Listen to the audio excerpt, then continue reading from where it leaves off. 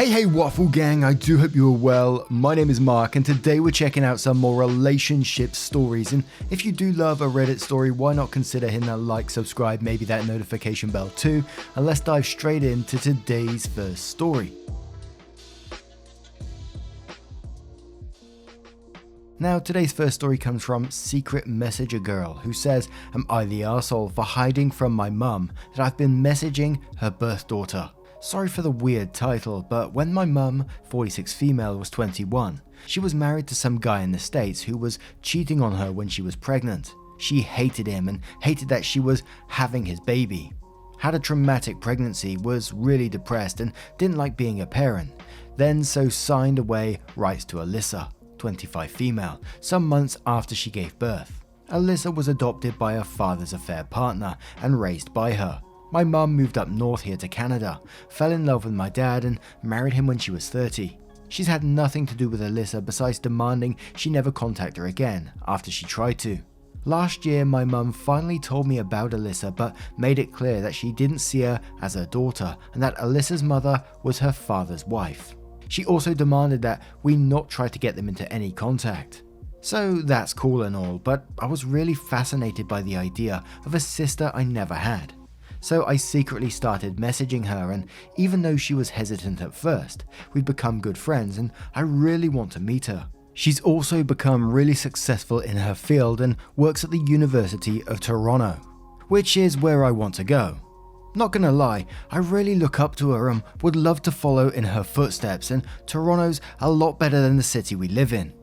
The problem was that I left my phone unlocked yesterday and my mum freaked when she saw that I was talking to her. She pointed out that she didn't want a reunion or me talking with her, that we aren't family and doesn't want my siblings to know before they're my age. I felt really bad because she started crying a lot, like more than I'd ever seen before. My dad told me it would be okay, but he's the one who dropped me off at school, even though it's always her. And I'm wondering if I was an arsehole to hide me messaging Alyssa from her instead of being open about it." And first off, before we get into anything, there is updates to this as well, and we're going to cover some comments in a second, but the pronunciation of Toronto, I hope that's right. I've looked at several YouTube videos and there seems to be a whole bunch of ways. I used to say Toronto and you guys would call me out on it, so I looked at videos and what I'm getting the most is Toronto. So it's about dropping the T, so I hope that's correct. And I remember we did cover this story in the past, but now it has an update as well. So we're going to start straight away with Latter Ad 4065, who says, "Not the arsehole, just say this. Mum, I understand you have a boundary when it comes to her. I promise you, I will respect that boundary. I won't bring her up to you in any way, and I won't push for a reunion. But please understand that this is someone who I genuinely look up to. I enjoy the friendship I have with her. I promise she still won't be a part of your life, but please respect my decision." Late for Dinner says, "I'm super curious on how you plan to navigate a relationship with your mum and with your half-sister. Cause when you get married, how will you invite your half-sister knowing your mother's boundary? Or will you force your mother to accept her presence or future children? Or is your half-sister okay with the idea of not being invited to life events? I get that it's not your job to help your mother through her very obvious trauma, and your mum does need help talking about whatever happened. But I just can't help but feel like you'll be in a position one day where you'll have to pick between them." OP replies saying, "Assuming all goes good between me and my sister, yeah, I'd want her to be there for my wedding and for my kids, and I want to be at her wedding whenever she has it. She doesn't want to see my mum any more than my mum wants to see her. I mean, this is like 10 years in the future, so I don't know what I'd do, but I don't give a fuck thinking about it right now, so I guess I'll just ask them to avoid each other." Another commenter said along the lines of having mum and sister at life events would hurt her mums, which OP said, "Obviously I'd feel bad if that happened, but I tried my best to avoid it. I don't want to hurt any of them and I don't want to cut my sister off because mum said no. It's just going to hurt her really bad too. I don't want to hurt anybody and I love my mum and I know she loves me, and I don't think she'd ever try and make me choose between two people I love." Another commenter said she should have been honest with her mum, which OP replied saying, "I know, it's just that I was scared at the time that she'd get angry and stop me from talking with her. I really do love my mum a lot and I do think that hiding it was the wrong thing to do. I just wish I could make her happy again since this has been gnawing at me all day and I can't even focus on school because of it.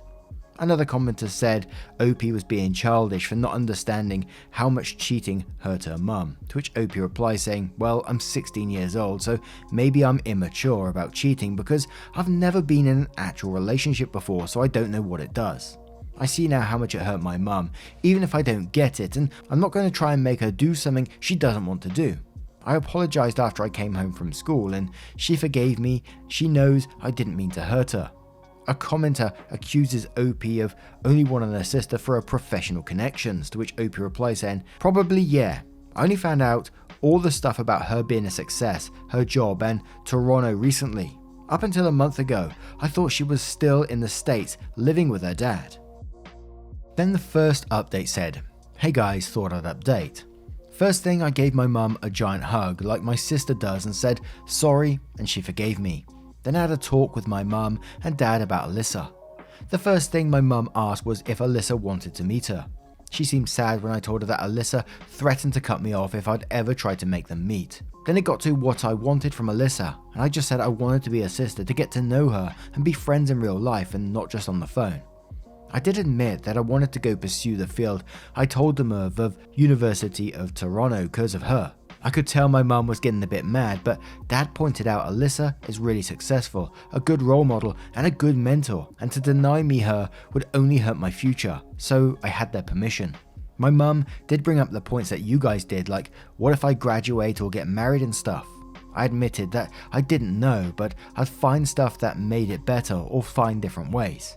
I guess that hurt my mum, so she said, well, we'll deal with it when it happens, but that she can work on her pain for me, and if Alyssa loves me, she will too. I did have to promise not to tell my siblings. Wasn't going to anyway, about Alyssa. Next time I talked to Alyssa, I told her that my mum found out we were talking, and told her the whole mess that happened. She said she was glad that we could keep talking and it meant a lot to her that I want to be her sister. I told her what my mum said about me getting married and she said they'd find a way and joked she could just put on a balaclava mask for all events to avoid being seen. Well, on Christmas, Alyssa FaceTimed and showed me a really pretty ring her boyfriend got her, and she said she was getting married and my present was tickets to her spring break and an invite to her wedding stuff in the summer. She did say if my mum said I couldn't go, she'd understand. I talked with my mum and dad and I can go as long as I take my older cousin with me. He's 25 and has known all this for years, and according to Alyssa, I can. She wants me to have a role in her wedding. Hopefully things aren't bad in March and I can go to Toronto. Honestly, since then, it's all been great. I talk with Alyssa a lot more since she's got into a game called Age of Empires. She helped me with my chemistry homework. Mum's been going to therapy about her and started training me in tennis. And on Friday, I got the invite card to her wedding, and it was written for me as, to my sweet little sister. Have to hide it from my siblings though.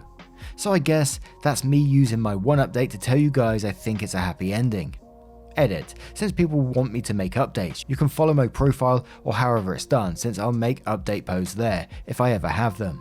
And of course, there is an update there as well. But before we get to that, a user congratulated OP and then said that they hope their mum will have a change of heart, which OP said, I hope so too. I mean, she's honestly one of the best people I've ever met. She sent me the diet plan she follows. She does CrossFit when I said I was starting tennis. I guess having a sister means a lot to her. I don't know if we'll ever be a big happy family, but maybe they can be in the same room one day.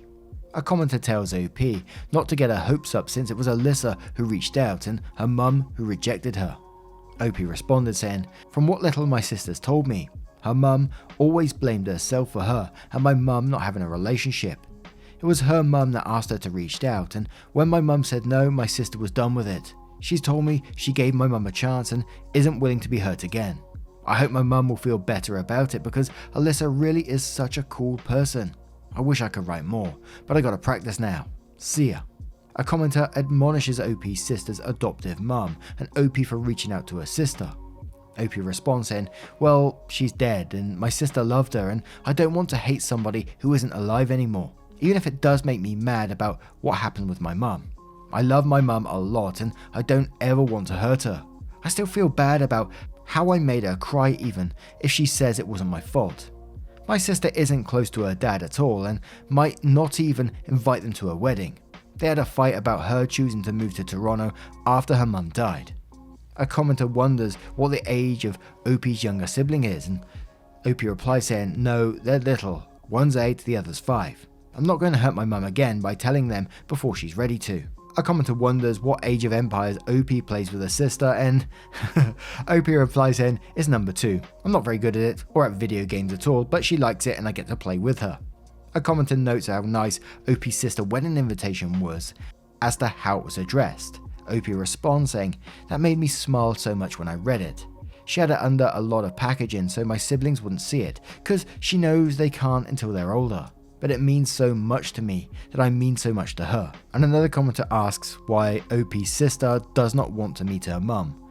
To which Opie replies saying, my sister said she gave my mum a chance and was turned down and doesn't want to risk being hurt again. Now the third update says, hey everyone, it's been a bit and I don't know who will see this anyway, but posting cause spring break's been over for a bit. I have a free block right now and I finally have something to talk about. So thankfully my mum and dad agreed to let me go to Toronto to actually meet Alyssa in real life. My cousin Joel had to go with me, but he wanted to go anyways to see the Raptors game against the Cavaliers, so we got 4 tickets for that. So Alyssa's fiance AJ came with her to pick Joel and I up from the airport. When I saw Alyssa, the first thing she did was give me such a big hug that she actually lifted me up off the ground. Like, she's so strong and looks so much bigger in real life than she does on FaceTime or on Instagram. When she went to shake Joel's hand, he stupidly said, whoa, you're jacked, and I thought it was awkward till AJ started laughing his ass off. Honestly, it was just the best trip ever. Cause Alyssa was changing jobs when we went, I got to spend the entire time with her. They took us all around Toronto and even Montreal, I hope that pronunciation's alright, for 2 days, and to Niagara Falls, and to Centerville Park and the Toronto Islands, and so much. She even took me out of our way to go to an ice cream place called Dimitri's in Brampton. Like, I wish that I could talk about every single thing we did together.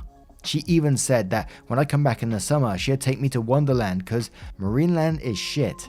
Like, one day, Joel and I did a workout with Alyssa and AJ, and oh my god, she's so fit. Joel is strong, but we were like broken after it and she barely broke a sweat. She was like, it's a light workout cause she was doing it with us.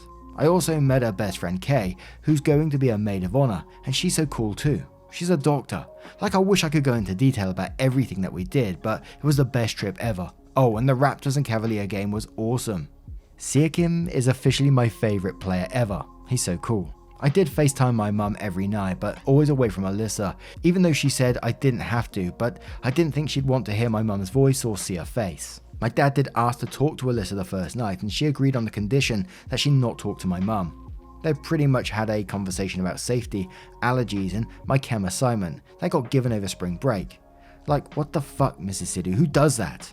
And thanked her for being the best possible role model to me.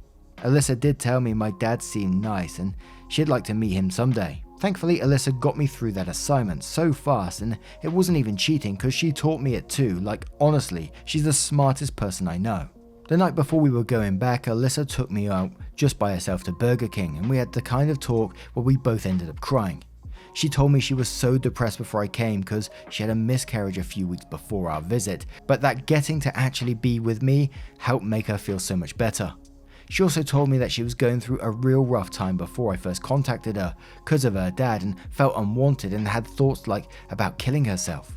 Like, she says she knows it's irrational because she has a great life, but it hurts not to feel wanted by her blood, so me and us becoming sisters really helped her get over feeling like a mistake. She then said that she wanted me to be one of her bridesmaids, but I'd be special because I was the best little sister ever. It sucked, but we had to go home after that. But honestly, I can't wait to graduate and go to Toronto for university, because then I'll be able to stay with Alyssa and AJ, and I'll be able to enter the same field as her. Just got a little bit more high school left first. My mum and dad did make me and Joel tell them everything about the trip. I can't post anything on my Instagram in case my siblings see it, but that's alright, I guess. My mum seemed sad during all of it, so I didn't tell her about our ice cream talk. And she won't know unless she somehow learns how to use Reddit and somehow finds my account. But she did seem super sad when I revealed that I was going to be a special bridesmaid. I talked to dad about it later and he said not to worry about it and that mum is just working through some stuff. I didn't want to press, so I left it alone, and she was sad for a few days before she got back to normal.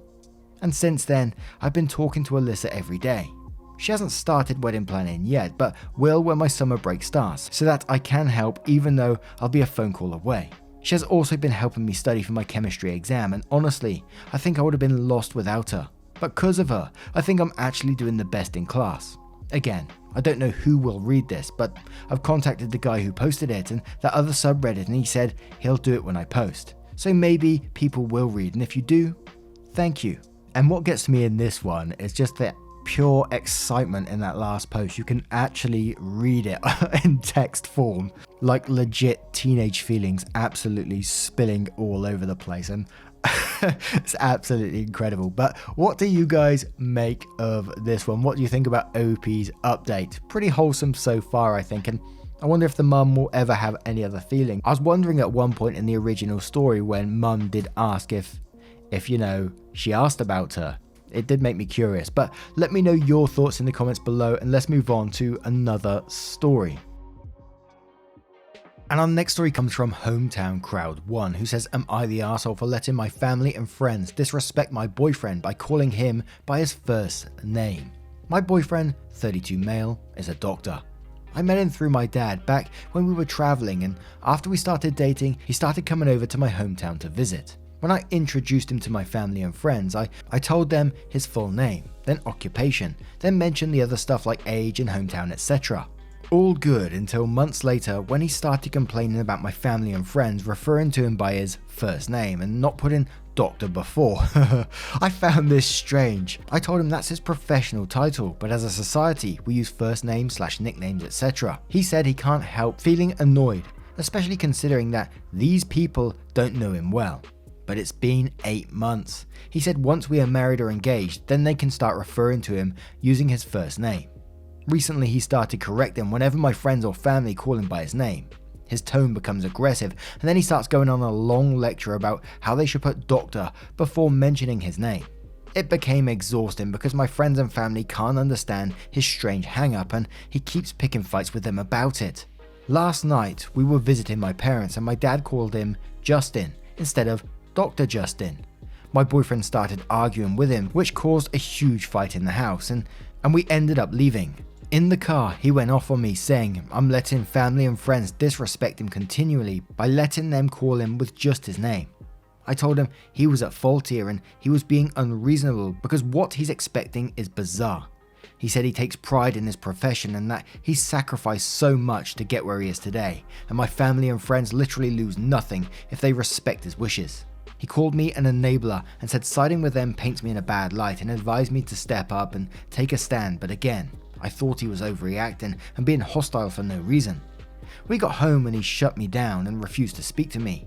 Mum called me later and we talked a bit. Today, he's gone completely radio silence, but the look on his face is telling. Am I the arsehole? Edit. We don't have anyone who's a doctor in the family or friends groups, but we know for certain that we don't use people's professional titles all the time when addressing them, especially not people we have a relationship with. I don't understand how me and my family are offending him. He is choosing this hill to die on apparently. Holy moly, not the arsehole in this situation. And can you imagine being that guy? You know, 8 months he's been with his family for, and walking into the house and say, no, you got to call me Dr. Justin. And you know, I understand it in a professional setting. I mean, a couple of years back, I saw one of my old first school teachers, and I still called her Mrs. her name. And she smiled at me and said, how are you, and all that sort of stuff. And that was it, you know. I still respect her in that way. But this is someone who's going to be a part of your family. And this person's acting like that, absolutely not the arsehole to me. I wouldn't be calling him Dr. Justin. The bloody cheeky so-and-so. But Mackie Mac says, I smell a narcissist, not the arsehole. GMB says, not the arsehole, I work with doctors for a living. If you aren't in a medical setting, it's a very formal way to interact. All of the doctors I work with prefer I call them by their name. The ones that insist on being called doctor, all are basically giant a-holes. Moon Sherbet says, wow, I'm on this subreddit a lot and I don't often say wow, but this needs a wow. Your boyfriend's ego is the size of a hospital. I'm sure he has some nice things about him despite that sounding unlikely by this post. But this issue alone is a huge red flag. Huge. This is telling you exactly who he is and it's not a pretty picture. Not the arsehole, but you need to leave this egotistical person who sounds more like a tyrannical doctor villain in a Marvel movie than an actual person. Yuck, yuck, yuck. Hard Nope says, I'm getting a doctorate, almost done, and I'm not ever going to ask anyone I know socially to call me Dr. Hard Nope, because that's pretentious balderdash. Not the arsehole, and he's a loon. And one more comment from Red Rose, who says, absolutely not the arsehole. If boyfriend legitimately doesn't understand this distinction and isn't just being pretentious, you use people's professional titles at work. I refer to my physician as doctor when I go into an appointment. I'd refer to my professors as professor in class. If I ever went to court, I would call the judge your honor. It's not reasonable to expect your friends and family or your partner's friends and family to refer to you this way. They are friends and family, not your patients, students, or co-workers. It's so strange that he would want his girlfriend's parents to speak to him like they are his patients. And now I turn this one to you guys. Put yourself in OP's situation. How would you feel about that? I find the whole thing incredibly strange, especially from that person, from Justin himself, thinking, I'm going to walk into this place and demand people call me doctor. That's really bizarre to me, but let me know your thoughts in the comments below. Just a huge thank you for spending your time with me today, getting involved in the stories. Your love, support and time always means the absolute world to me. And for you, for sharing your pictures on Twitter, so many just recently. I've had pictures of painting, crochet, pet tags, loads of pet tats, and I'm absolutely loving it. People at the gym, people trucking. Someone showed me a whole bunch of trucks, and I can't believe that in this truck park, all the trucks were completely different. Like in the UK, they're very, very boring, but anyway, I'm going off on one again. Thank you guys, much love, and I will see you in the next one. Take care now. Goodbye. Yeah, man, I remember being so naive when life was good, weather and palm trees. Back in the day, you were everything I need. But then along came a time when you crushed my dreams. Oh yeah, you played me like a fool when you made me believe that the line between love wasn't thick enough to read. Oh yeah, you see we in despair, crime everywhere. You're selling false hope cause you just don't care. Nah, you just don't care. Nah, you just don't